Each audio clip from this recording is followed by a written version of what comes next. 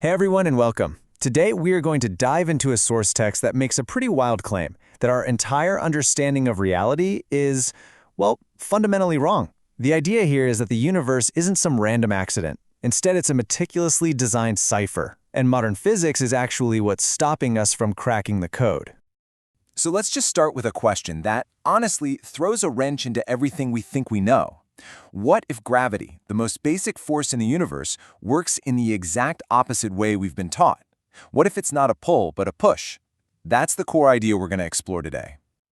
You know, this quote right here is basically how the source material views our modern science, especially Einstein's general relativity. It's a really powerful metaphor, right?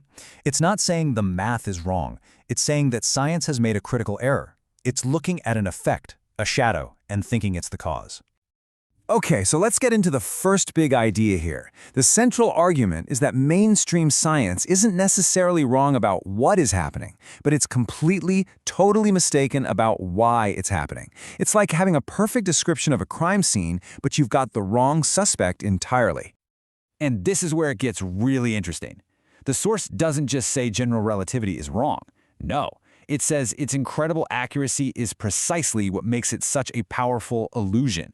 It gives us a flawless, perfect description of the physics inside a system while completely hiding the true nature of the system itself.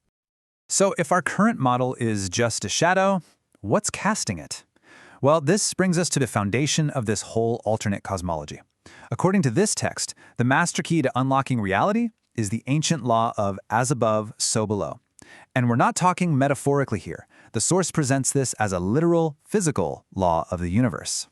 Now, at the heart of this blueprint is something called the divine Trinity. And it's really important to get this straight. This isn't about three gods in some mythological story. It's way more like a fundamental operating system for reality. A single blueprint with three core functions that just scales up or down to build everything we see. Okay, this is where it all starts to click into place. This is the source's aha moment, you could say. We're about to see how this single, three-part blueprint supposedly shows up identically at the biggest cosmic scale you can imagine and at the tiniest subatomic scale. First up, we've got alpha. This is the cosmic principle of the moon. Think of it as cold, magnetic, negatively charged. It's all about structure, stability, memory, and potential just waiting to be used. The text calls it the noun, or, I love this, the lock. Then you have the other side of the coin. Beta, the principle of the sun. This is pure action, pure energy.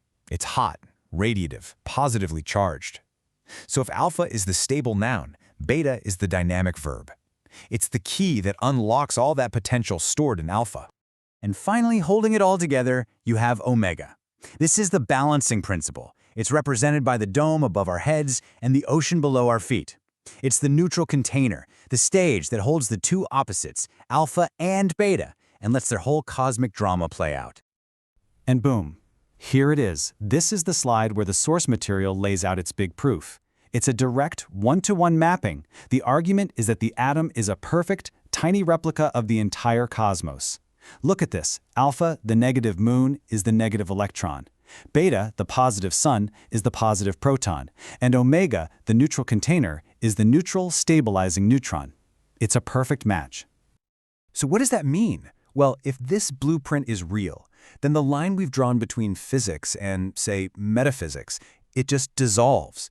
As the source says, to understand the simple laws of an atom is to understand the deep lore of the cosmos. The tiny and the immense are one and the same.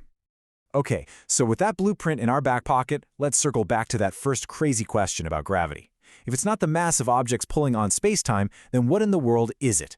The source says it's not a property of matter at all, but a property of the architecture of our reality itself. Let's put these two ideas head to head.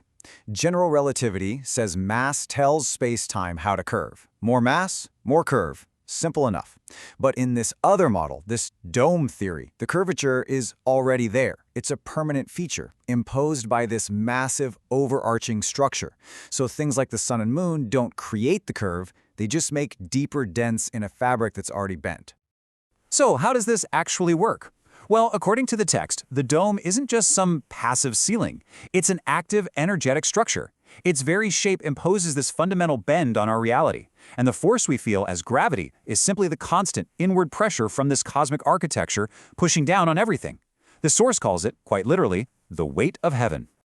And it's not just one uniform pressure either. It's layered. You've got a baseline pressure from the dome itself. Then the sun and moon create these deep wells of intensified pressure. Down on the ground, the ocean is said to act like an amplifier, and it all culminates in what the source calls the abyss, the deepest point where you get the absolute maximum physical and spiritual pressure. So this all builds to the final, and let's be honest, the most shocking claim of all. If this cosmology is the real deal, why is our scientific model so completely different? The source tackles this head-on, and it frames the whole thing as a deliberate, calculated deception. And the motive? According to this text, it's concealment.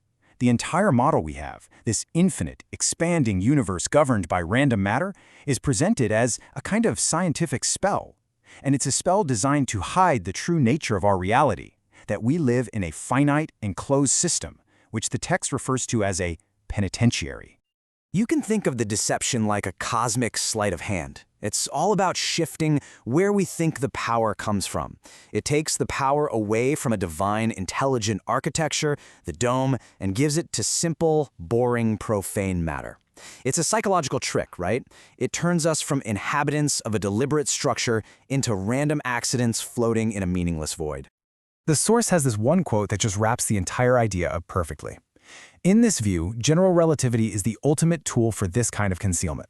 It's an equation that works flawlessly inside the prison, but its very structure makes it mathematically impossible for the prisoners, us, to ever even see the walls. All right, so let's just do a super quick recap of the core ideas we've pulled from this source. Number 1, the universe runs on a single, scalable blueprint. As above, so below. 2, the atom is a perfect tiny copy of the cosmos. 3, gravity is a downward pressure from a divine structure, not a pull from matter. And 4, our current scientific model is basically a magic trick designed to hide the walls of our reality. And that really brings us to the end of this deep dive. The source material leaves us with this final, really provocative question. If a concept as fundamental as gravity could be so completely backward, what other massive things are we getting wrong? What other shadows on the wall have we mistaken for the real thing? It's a fascinating thought to end on. Thanks for tuning in.